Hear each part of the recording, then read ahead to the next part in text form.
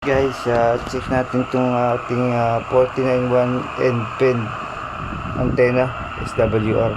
SWR natin yung frequency 7095 sa para. So calibrate muna natin.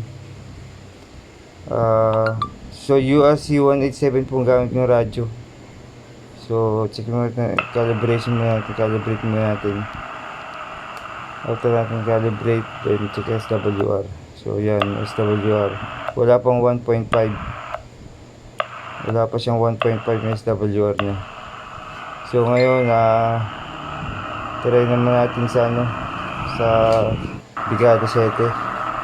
Sa 7395 naman tayo mag-SWR. Sa 40 meter po, 40 meter band po yan. So calibrate muna natin ulit.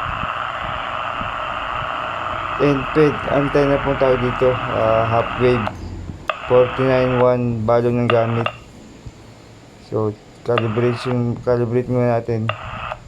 After natin calibrate, check SWR. So SWR wala pang 1.5. So maganda SWR niyan dito sa dekada at saka sa para. So checkin natin, mababa lang po yung setup nito. 3 feet lang taas, ito lang siya. So ang haba po niyan is 20 meter.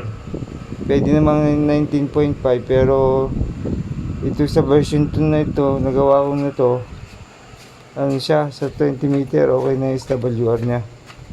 So hindi na ako nagbawas. So depende sa inyo kung gusto niyo bawasan, pero 20 meters okay na yan. Sa 40 meter band po yan, sa 7 MHz po naka-tune. Yan yung 491 balon ko. So ito yung wire nya, mahaba, 20 meter yan, nakasayad sa lupa yung dulo. Yan, haba siya. Hindi ito yung dipole, nasa gitna. Parang 10 meters yun. So yun po yung aking 491 balon edge pen. Ito guys, yung setup ko na edge pen. So mahaba siya, tinali ko sa kabilang poste. Itong haba nito is 19.5 meters po yan, yung habang yan.